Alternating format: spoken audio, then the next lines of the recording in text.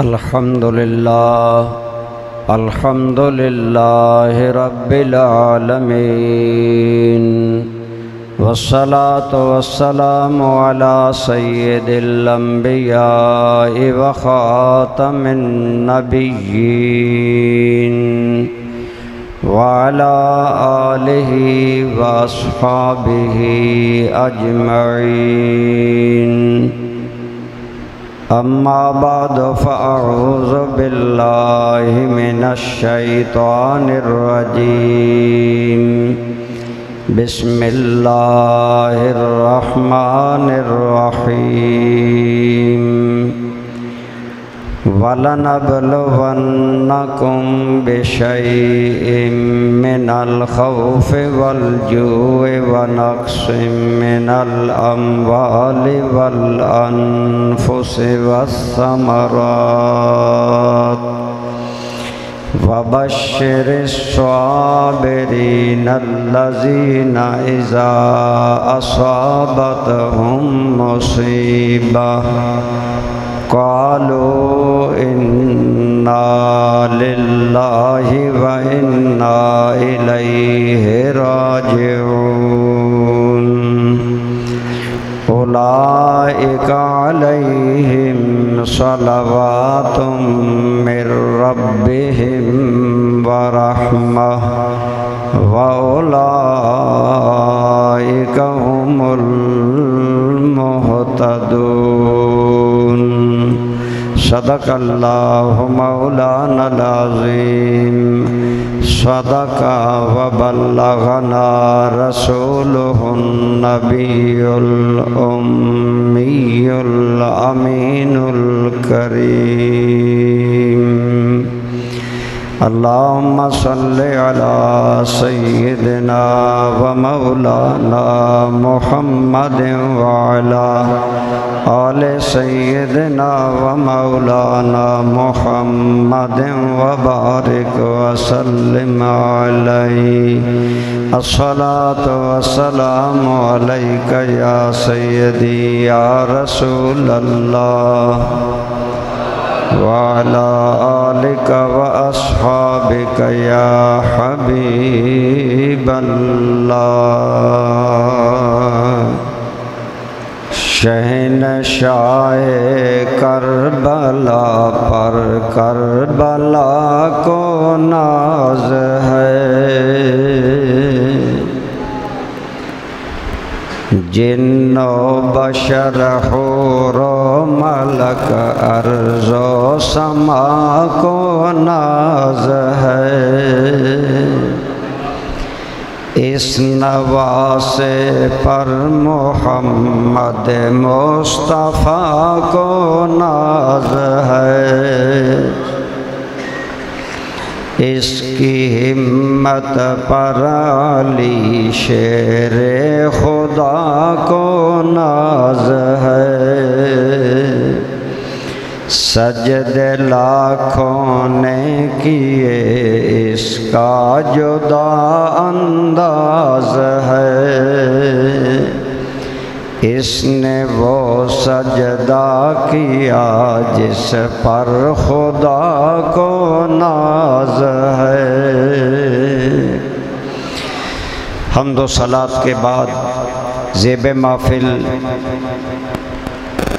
فاضل جلیل عالم نبیل حضرت علامہ مولانا مفتی بشیر احمد کرم صاحب زید شرفکم قابل عزت و احترام حضرت مولانا قاری غلام مصطفیٰ صاحب امام مسجد حاضہ زید مجدکم عزیز مکرم مولانا مجاہد رسول صاحب دامہ اقبالکم اور رونق محفل نعت خوان ذیشان عزت مآب سید صداقت عباس شاہ صاحب دیگر قابل احترام بزرگوں دوستوں عزیزوں ماشاءاللہ آپ اہل کوٹلہ ہر سال اس موقع پر جلسہ کرتے ہیں دعا ہے اللہ تعالیٰ آپ کا یہ جلسہ اپنی بارگاہ میں قبول فرمائے میں اصل میں دوستوں سے کہتا ہوں کہ اب مجھے آپ پیر مان لیں، پیر صرف دعا کرتے ہیں، اب ماشاءاللہ تقریریں علامہ لائق صاحب، بھول گیا جی آپ کو خطاب کرنا، علامہ لائق احمد صاحب ماشاءاللہ جوانوں کے دلوں کی دھڑکن ہیں۔ علامہ مفتی بشیر احمد کرم صاحب بہت ذیشان خطاب کرتے ہیں۔ اب وقت ہے کہ ہم ان کی باتیں سنیں، خوش ہوں، دعا دیں، لیکن پتہ نہیں اہل کوٹلہ تو تنگ آ گئے ہوں گے، ہمارے ارشد صاحب ہماری جان نہیں چھوڑتے، یہ کہتے ہیں جی آپ نے ضرور آنا ہے۔ بہرحال آپ کی محبت ہے، دعائے اللہ تعالی ہم سب کی حاضری قبول فرمائے۔ برادران اسلام یقین جانیے، حضور نبی رحمت صلی اللہ علیہ وسلم کے آل بیت، ان سے نسبت بھی بہت بڑی عزت کا باعث ہے، اور جس جلسے کی نسبت امام حسین سے ہوتی ہے، نسبت کی وجہ سے وہ جلسہ بھی بہت عظیم الشان ہوتا ہے۔ اس لیے آپ لوگ بھی عظیم لوگ ہیں، اتنی گرمی میں کہاں 9:15 بجے اور کہاں 11:45 بجے اب ہونے والے ہیں، تو آپ کے چہرے روشن ہیں۔ دعا ہے اللہ تعالی ہم سب کے دلوں کو سرکار بولیے، سب مل کر بولیں صلی اللہ علیہ وآلہ وسلم کی آل بیت کی محبت سے آباد رکھے۔ یقیناً آپ صلی اللہ علیہ وسلم کی آل بیت سے محبت یہ بہت ضروری ہے۔ بہرحال دوستو میں تھوڑا ٹائم لوں گا، بار بار تقریریں سنا کر اب مجھے تو یاد نہیں آتا کون سی تقریر آپ کو سناؤں، میرا خیال ہے ساری تقریریں جو مجھے آتی ہیں آپ کو سنا دی ہیں، لیکن دوستو بعض ضروری چیزیں ہوتی ہیں جنہیں بار بار دہرایا جائے۔ کیا خیال ہے ہم روٹی روزانہ نہیں کھاتے؟ سورہ فاتحہ ہر رکعت میں نہیں پڑھتے؟ اسی طرح ذکر صحابہ کرام اور ذکر اہل بیت ہر سال ہونا چاہیے، ہوگا اور قیامت تک ہوتا رہے گا، کیونکہ یہ چیزیں ایمان کو قوت دیتی ہیں، یہ چیزیں اللہ رسول کے ساتھ محبت کو قوت دیتی ہیں۔ تو بہرحال دوستان گرامی قدر، یہ زندگی جو آپ اور میں گزار رہے ہیں یہ کوئی تماشا نہیں ہے، یہ کھیل نہیں ہے، یہ رونق نہیں ہے۔ اللہ پاک قرآن پاک میں بارہا فرماتا ہے اے لوگو تمہاری زندگی امتحان ہے۔ بولو کیا ہے؟ زندگی کیا ہے؟ امتحان ہے۔ امتحان ہوتا ہے دیکھنے کے لیے کون پاس ہوتا ہے، کون فیل ہوتا ہے۔ برادران اسلام یہ زندگی امتحان ہے، اور امتحان بندے کے مقام کے مطابق ہوتا ہے۔ مثلا اس وقت آپ کا امتحان اور ہے، میرا امتحان اور ہے کہ میں آپ کو حق سناتا ہوں، آپ کا امتحان ہے آپ سنتے ہیں یا آپ لاپرواہی کرتے ہیں۔ دوستان گرامی قدر، جتنا مقام بلند ہوتا ہے اتنا امتحان بھی بلند ہوتا ہے۔ حضور نبی رحمت صلی اللہ علیہ وسلم، آپ کی ذات، آپ کا خاندان، کائنات میں حضور کی ذات اعلیٰ ہے، اور کائنات کے خاندانوں میں مصطفیٰ کا خاندان اعلیٰ ہے۔ اس لیے اللہ تعالیٰ نے ان سے آزمائشیں بھی بڑی لیں، آزمائشیں بھی زیادہ لیں، اور ان پر حضور آقا رحمت بولیے صلی اللہ آپ فرماتے ہیں لوگو اِنَّ أَشَدَّ النَّاسِ بَلَاءً الْأَنبِيَاء، سب سے زیادہ آزمائشیں اللہ کے نبیوں پر آتی ہیں۔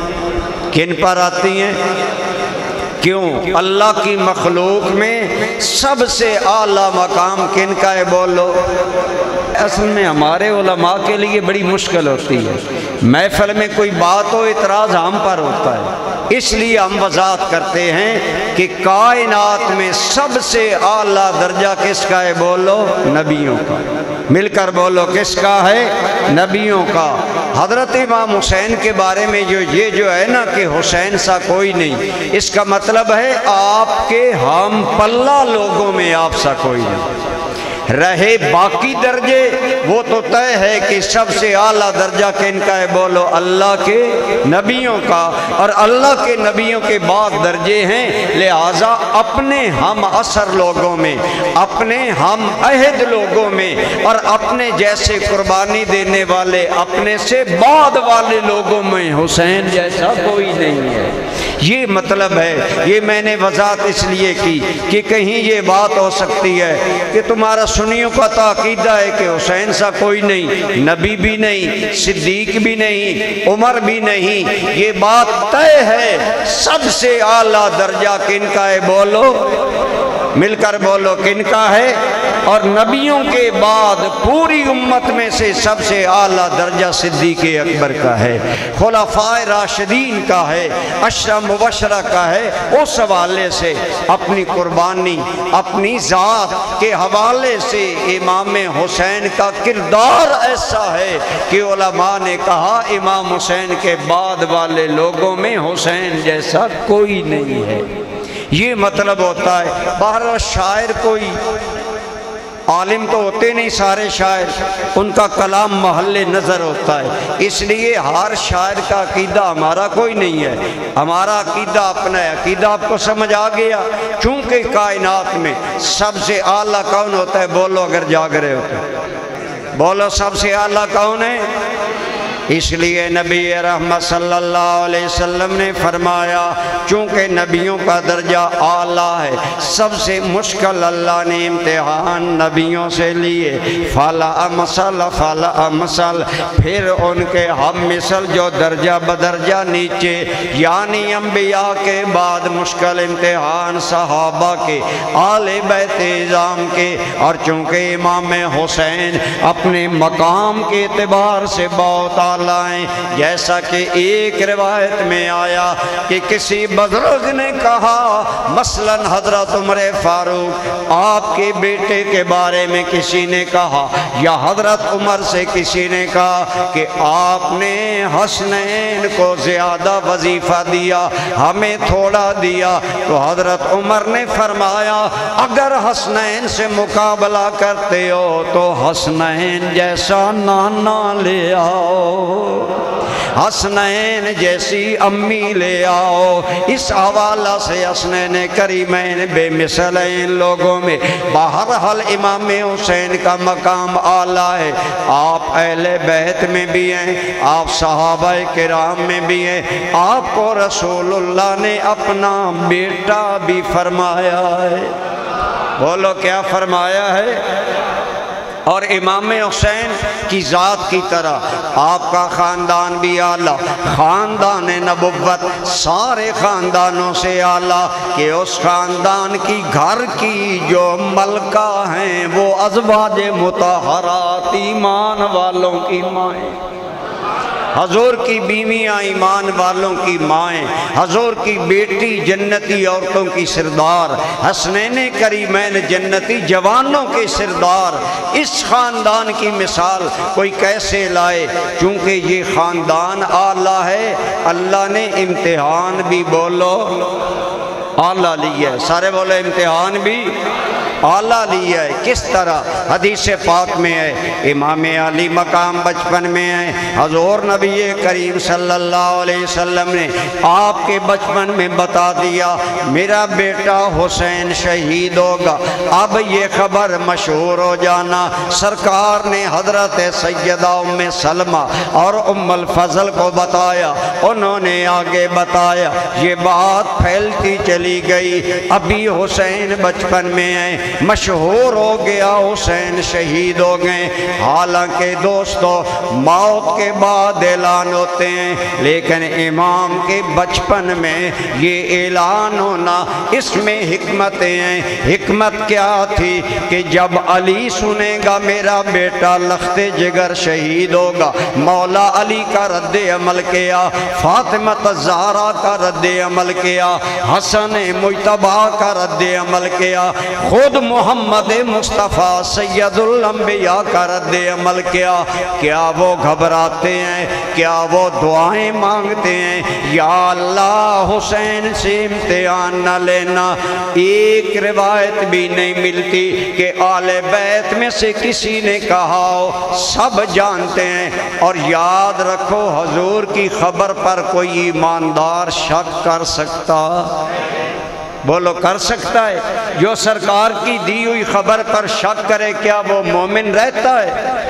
تو آپ نے خبر دی کہ امام حسین شہید ہوں گے، لہذا سب کو یقین ہے اور یقین والا گھرانہ ہے، سارے جانتے ہیں، لیکن کسی نے زبان سے نہیں کہا کہ یا اللہ حسین کی مصیبت ٹل جائے، مولا علی ولیوں کے سردار ہیں، سیدہ خاتون جنت جنتی عورتوں کی سردار ہیں، حسن مجتبی جنتی جوانوں کے سردار ہیں، اور حسین کے نانا تو وہ ہیں اگر چاند کو اشارہ کر دیں تو چاند دو ٹکڑے ہو جاتا ہے۔ اور رسول رحمت کی دعا اللہ کی بارگاہ میں محبوب و مقبول ہے، لیکن کوئی بھی نہیں کہتا یا اللہ حسین پر امتحان نہ آئے، حسین پر مشکل نہ آئے۔ واضح بات ہے، آپ غور کریں، کیا قتل ہونا کوئی چھوٹی سی خبر ہے؟ بچے کو بچے کے بارے میں ماں کو بتایا جائے بچہ قتل ہوگا، نانا جان کو بتایا جائے بچہ۔ اور روایت یوں ہے کہ آپ صلی اللہ علیہ وسلم موجود ہیں، حضرت ام الفضل آئیں، حضرت ام الفضل حضور کی چچی جان ہیں، کہتی ہیں میں کمرے میں آئی، رسول اللہ لیٹے ہوئے ہیں، بولیے صلی اللہ علیہ وسلم، امام حسین پاس موجود ہیں۔ حضرت حضور کی چچی جان کہتی ہیں میں جب آگے بڑھی میں نے کیا دیکھا، حضور کی آنکھوں سے آنسو جاری ہیں، اور آنسو چلتے چلتے حضور کی داڑھی مبارک تک آ گئے ہیں۔ میں نے آگے ہو کر پوچھا لما تبکی یا رسول اللہ، یا رسول اللہ آپ کیوں رو رہے ہیں؟ آپ نے جواب دیا اے ام الفضل، اللہ کا فرشتہ میرے پاس آیا اور یہ خبر لایا ہے کہ میرا بیٹا حسین کربلا میں شہید ہوگا۔ یہ خبر سن کر میری آنکھوں میں آنسو آ گئے، حضور اشکبار ہو گئے، حضور رونے لگ گئے۔ یہ کوئی چھوٹی سی خبر ہے جس پر حضور اشکبار ہو گئے اور آپ کی آنکھوں سے آنسو چھلکنے لگے اور آپ کی مبارک داڑھی تک آ گئے۔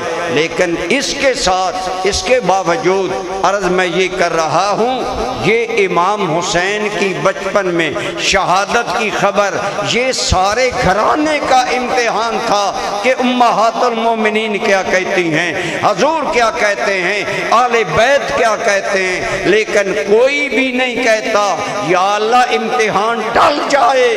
کیوں نہیں کہتے؟ یاد رکھو امتحان دینے والے کو انعام ملتا ہے جب وہ کامیاب ہو جاتا ہے۔ جو بھی امتحان میں کامیاب ہوتا ہے اسے کیا ملتا ہے؟ بولو سارے بولو، کیا ملتا ہے؟ انعام ملتا ہے۔ اگر کوئی میٹرک کے امتحان میں پاس ہو، ایم اے کے امتحان میں پاس ہو، لوگ مبارکیں دیتے ہیں اور اسے انعام دیا جاتا ہے۔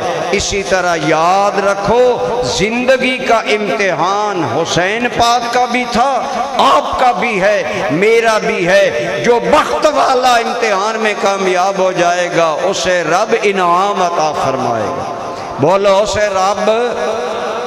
اور چونکہ آل بیت جانتے ہیں، ازواج مطہرات بھی جانتی ہیں، حضرت سیدہ ام سلمہ جب ایکچولی زندہ تھی امام حسین شہید ہوئے، حضرت سلمہ آپ کی بیٹی کہتی ہیں میں امی جان کو ملنے گئی، میں نے دیکھا میری امی جان رو رہی ہیں، میں نے پوچھا امی جان آپ کیوں رو رہی ہیں؟ حضرت ام سلمہ نے بتایا اے میری بیٹی سلمہ، رسول اللہ بولی صلی اللہ علیہ وسلم نے مجھے یہ مٹی دی تھی اور کہا تھا اے ام سلمہ اذا تحولت دمن، یہ مٹی لے لو سنبھال کر رکھنا، جب یہ مٹی خون بن جائے فعلمی ان ابنی الحسین قد قتلا، جب یہ مٹی خون بن جائے سمجھ لینا میرا بیٹا حسین شہید ہو گیا ہے۔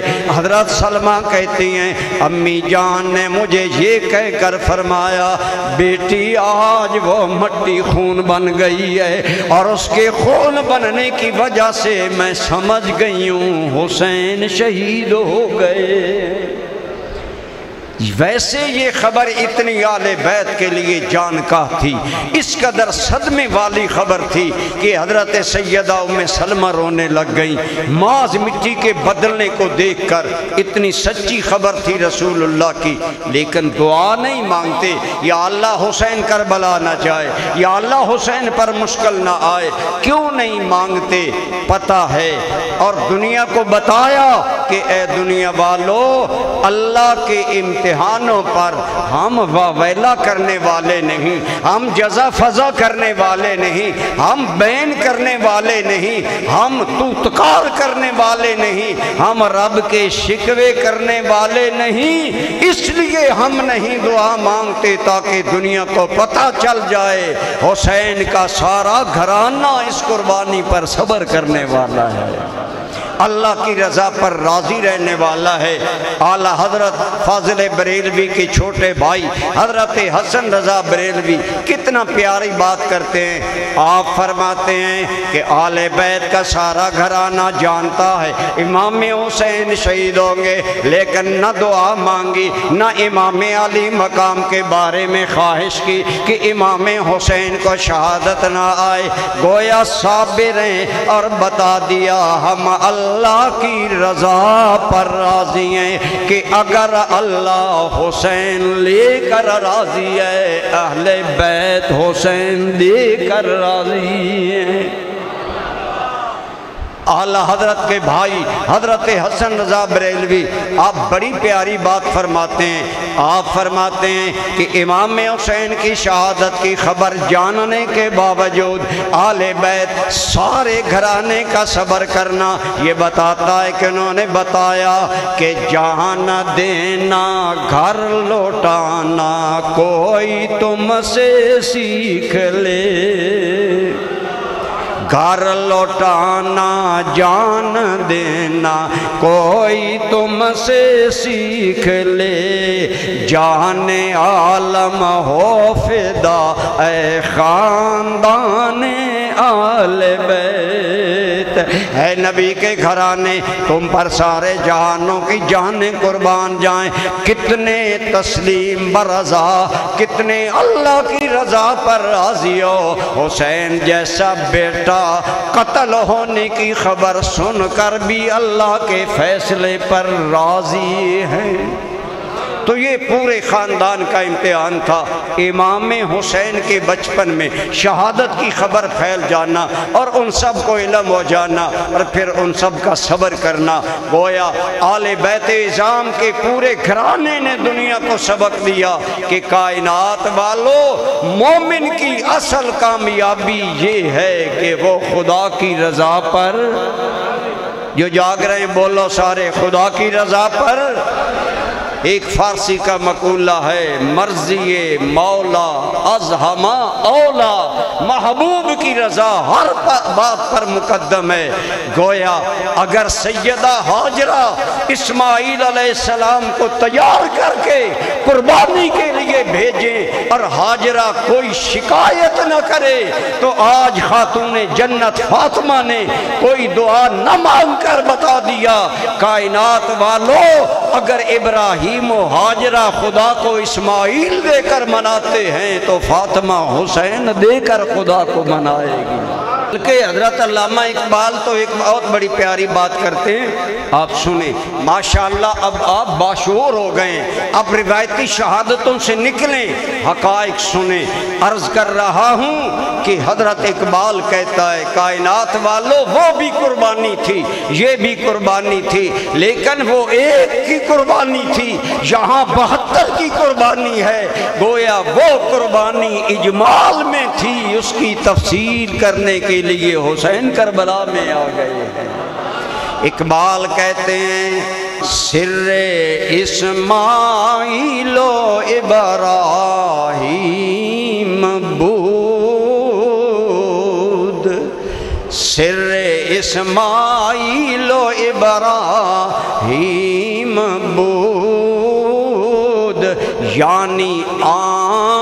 اجمال را تفصیل بود، یعنی وہاں اجمال تھا، ایک بچے کی قربانی، یہاں سارے خاندان کی قربانی، تو گویا اتنی بڑی قربانی اس امتحان اس خاندان سے کیوں لی گئی؟ بولو خاندان بھی اعلیٰ، امتحان بھی۔ جو جاگتے ہو حب حسین میں بولو خاندان بھی اور قربانی بھی۔ یقیناً قربانی اعلیٰ، لیکن وہی عقیدے والی میں بات کروں، یہ نہیں کہنا کہ حضرت حسین کی قربانی حضرت ابراہیم کی قربانی سے افضل ہے، کیونکہ ابراہیم اللہ کے نبی ہیں، نبی ہر حال میں اعلیٰ ہوتا ہے۔ لیکن یہ بات ضرور ہے جیسے قرآن حدیث کے بغیر سمجھ نہیں آتا اور حدیث فقہ کے بغیر سمجھ نہیں آتی، ایسے ہی سنی علماء نے کہا دنیا کو ابراہیم و اسماعیل کی قربانی حسین نے سمجھ آئی ہے۔ اقبال کہتے ہیں غریب و سادہ و رنگی ہے داستان حرم، غریب و سادہ و رنگین ہے داستان حرم، نہایت اس کی حسین ابتدا ہے اسماعیل، کہ یعنی جناب اسماعیل جس قربانی کی انتہا ہے ابتدا ہے، اسے انتہا پر حسین کریم نے پہنچایا، وہ بھی اللہ کی رضا پر راضی۔ ابراہیم علیہ السلام نے اسماعیل کے گلے پر چھری رکھی، حضرت اسماعیل نے دم نہیں مارا بلکہ عرض کیا یا ابت فعل ما تؤمر ستجدنی انشاء اللہ من الصابرین۔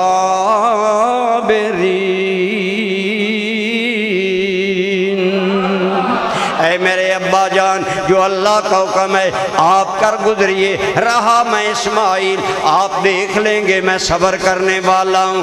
اگر حضرت اسماعیل علیہ السلام اللہ کی رضا پر راضی ہیں اور خود ابا جان کی چھری کے نیچے آتے ہیں، امام حسین کو کربلا میں جانے سے حضرت اون محمد کے والد حضرت عبداللہ بن جعفر طیار نے منع کیا، یعنی بہنوئی نے منع کیا، بھائی حضرت محمد ابن حنفیہ نے منع کیا، حضرت ابن عباس نے منع کیا، بلکہ کہا اے حسین مجھے پتا ہے تم کربلا جانے سے بعد نہیں آؤ گے، اگر مجھے پتا ہوتا میرے منع کرنے پر تم رک جاؤ گے، واللہ میں تیرے بال پکڑ لیتا اور کہتا حسین کربلا نہ جاؤ، خاندان ذبح نہ کرواؤ، لیکن مجھے پتا ہے اے حسین تم رکے گا نہیں۔ کیا وجہ ہے؟ بڑے بڑے اکابر منع کر رہے ہیں لیکن امام حسین نہیں رکتے۔ ایک تاریخ طبری کے حوالے سے اور ابن اسیر کے حوالے سے ایک بات نقل آتی ہے کہ حضرت امام حسین علی مقام آپ نے فرمایا جب حضرت مصعب ابن عقیل کے شہید ہونے کی خبر آئی، پھر بھی لوگوں نے کہا اب بھی وقت ہے آپ آ جائیں، لیکن فرمایا نہیں، میں نے ایک عہد کیا ہے، میں اس عہد کو پورا کروں گا، خواہ اس کے نتیجے میں جو ہو جائے مجھے وہ قبول ہے۔ اور اس کے بارے میں بڑے محقق علماء نے فرمایا ہے کہ وہ ایک خاص آیت تھا جو امام علی مقام کے درمیان اور ان کے نانا مصطفیٰ جان کے درمیان تھا، اور انہوں نے کہا یہ ایسا ہی آیت تھا جیسے رسول اللہ بولیے صلی اللہ علیہ وسلم نے حضرت عثمان غنی کو کہا تھا اے عثمان تمہیں ایک قمیص پہنائی جائے گی، لوگ کہیں گے اتار دو، اے عثمان قمیص نہ اتارنا۔ جب بلوائیوں نے حضرت عثمان سے مطالبہ کیا ہم آپ کو قتل کر دیں گے ورنہ آپ خلافت دستبردار ہو جائیں، تو حضرت عثمان نے یہی بات کہی تھی، کہا تھا کہ میں جان دے سکتا ہوں، میں وہ قمیص نہیں اتار سکتا جس کو اتارنے سے مجھے مصطفیٰ نے منع کیا۔ بالکل سملرلی حضرت امام حسین رضی اللہ تعالی عنہ کو ایک خواب میں حکم ملا تھا جس کی تکمیل کے لیے آپ جا رہے تھے، اور اس لیے گویا جس طرح حضرت اسماعیل علیہ السلام نے اللہ تعالیٰ کی رضا پر گردن جھکا دی۔ امام حسین نے بھی اللہ کے اس فیصلے پر گردن جھکا دی۔ اور کتنے بڑے امتحان تھے۔ آپ ایمان سے دل پر ہاتھ رکھ کر بتائیں، کیا مدینہ چھوڑنا امام حسین کے لیے آسان تھا؟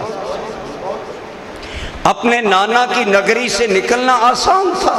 آج حاجی آتے ہیں روتے ہوئے مدینے سے آتے ہیں، حسین تو پیدا ہی مدینے میں ہوئے، حسین تو پروان ہی مدینے میں چڑھے، لیکن بتائیں سامنے کربلا ہے، پیچھے مدینہ ہے، لیکن کیوں؟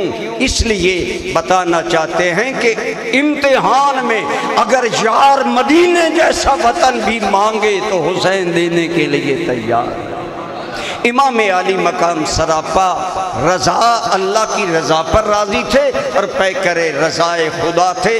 آپ نے اللہ تعالیٰ کے سامنے اس امتحان میں اسی طرح صبر اور عزم کا اظہار کیا جیسے حضرت ابراہیم اور اسماعیل علیہ السلام نے کیا، لیکن وہاں اجمال تھا، یہاں تفصیل تھی۔ لیکن قربان جائیں، بات لمبی ہو جائے بندہ گھبراتا ہے، لیکن حسین تو آخر تک نہیں گھبرائے۔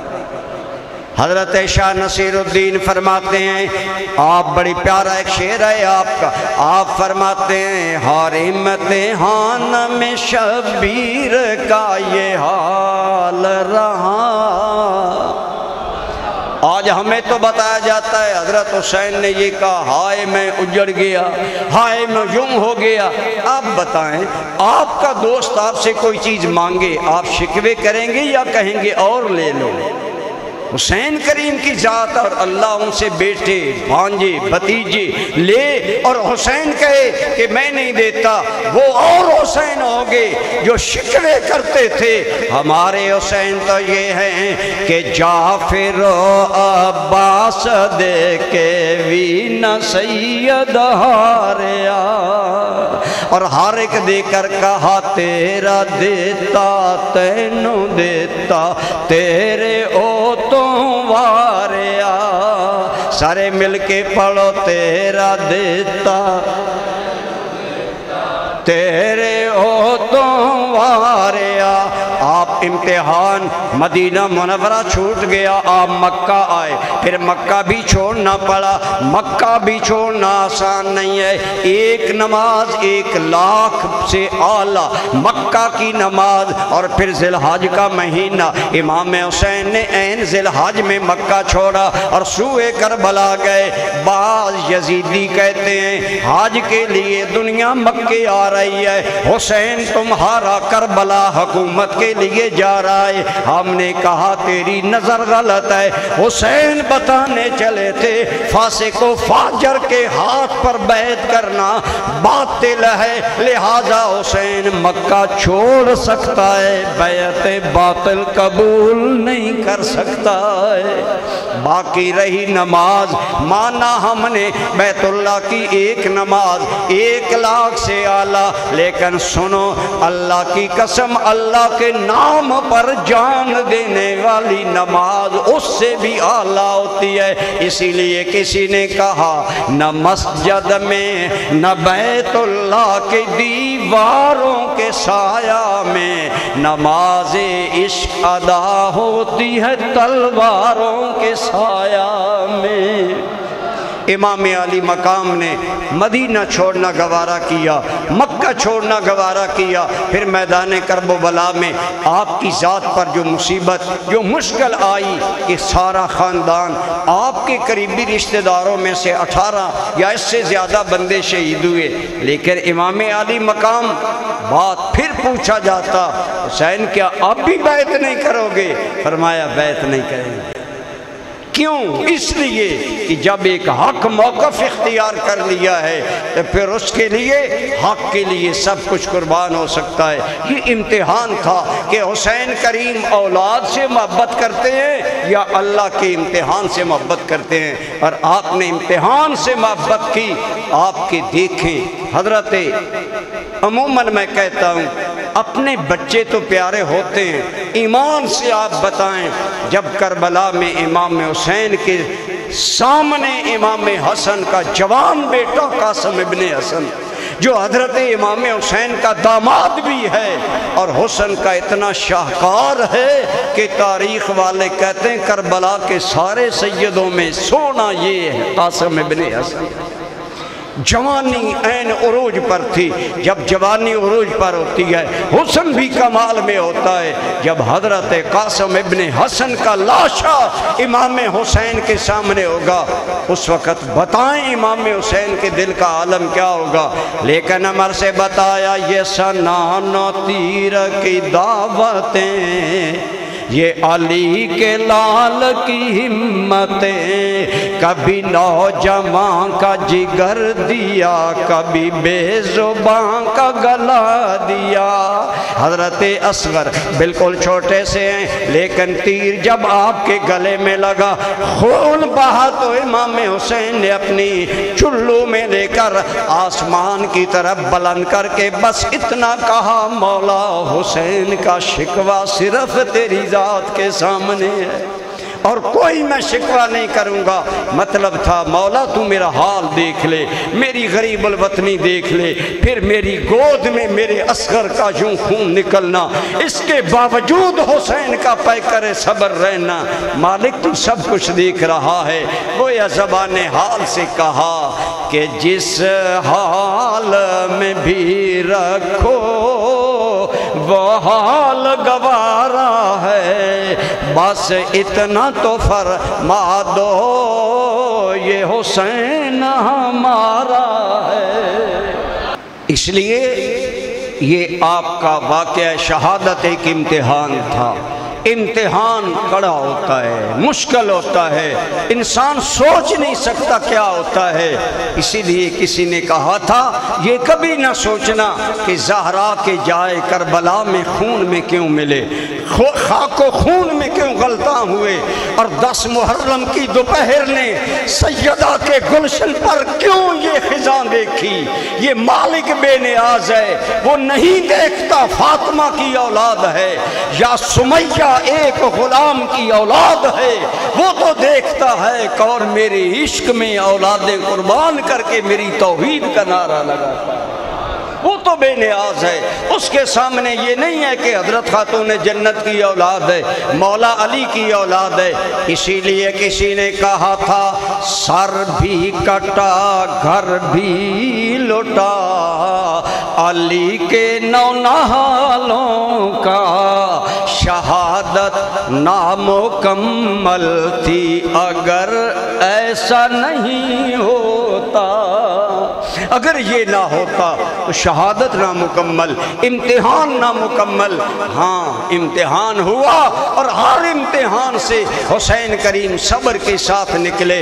اس لیے ہم کہتے ہیں ہمارے امام نے لوگوں کو امتحانوں میں گلے کرنا، شکوے کرنا، جزا فضا کرنا، واویلا کرنا نہیں سکھایا۔ ہمارا امام تو وہ ہے جس نے ساری جھونک لٹا کر کہا جس حال میں بھی رکھو وہ حال گوارا ہے، بس اتنا تو فرما دو یہ حسین ہمارا ہے۔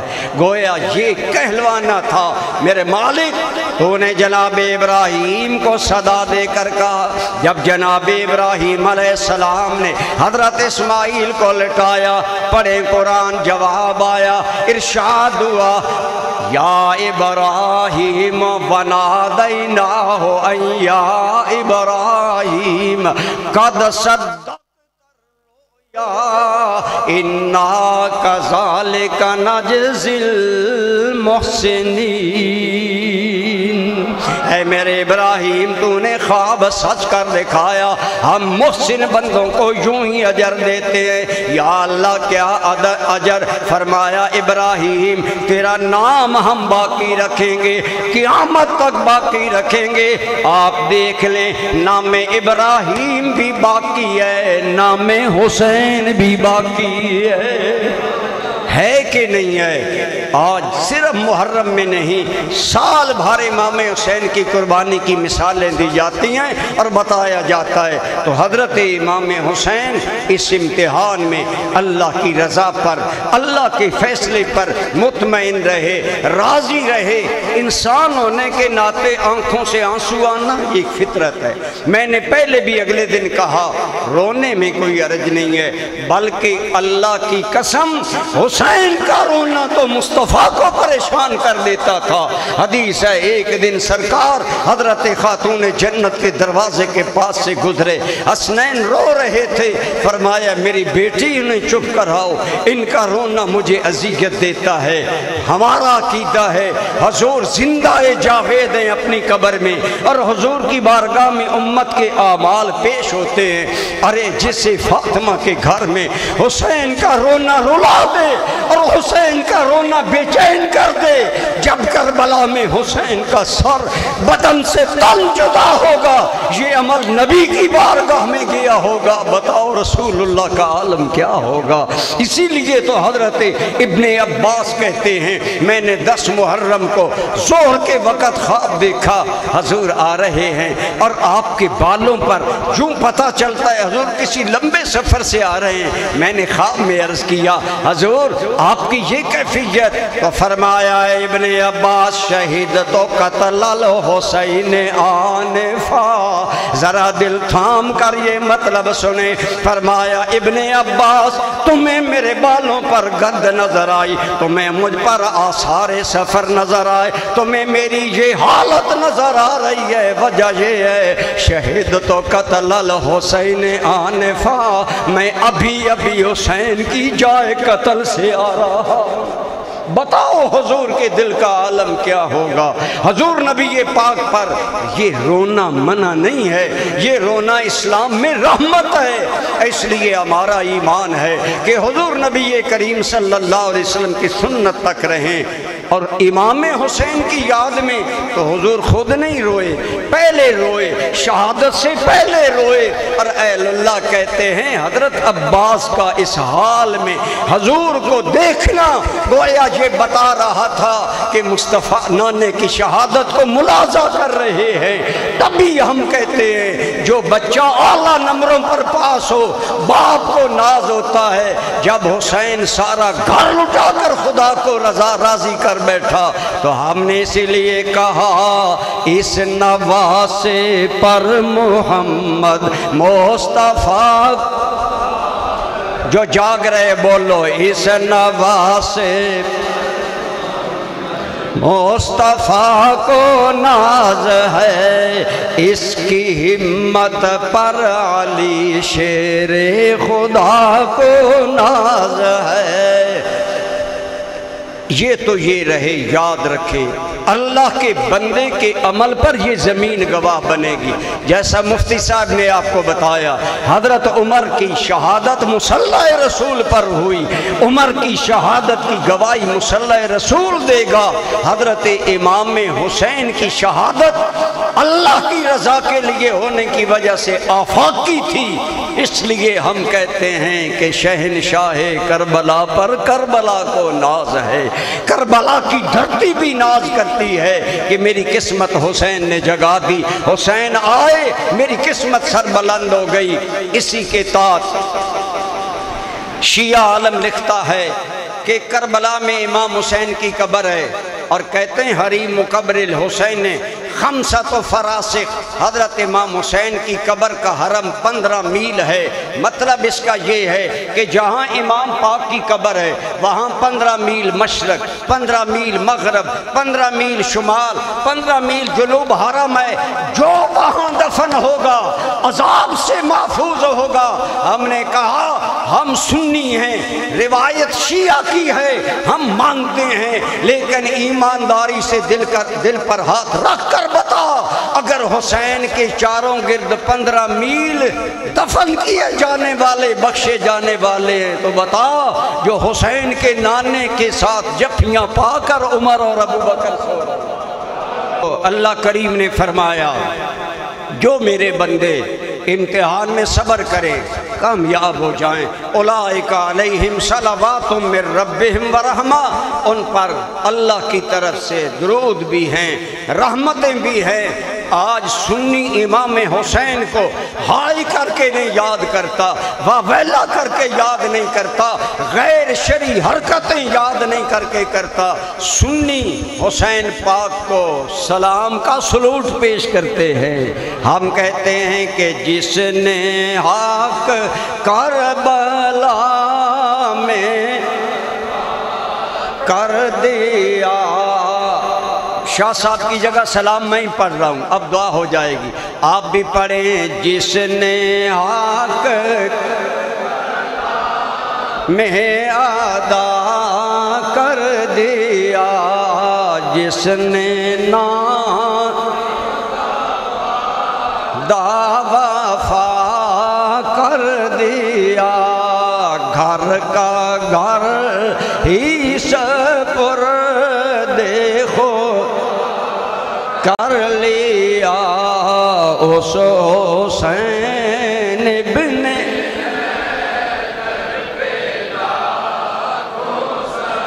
تسی جاٹا دیو جتنا ماؤ دا دودھ پیتے ہی، انہیں بولو آج ماؤ دا دودھ پی کے پتہ چلے سنیوں کی مسجدیں آج بھی حسین کے سلام سے آباد ہیں۔ بولو اس حسین ابن در پہ لاکھوں سلام، اس ابن حیدر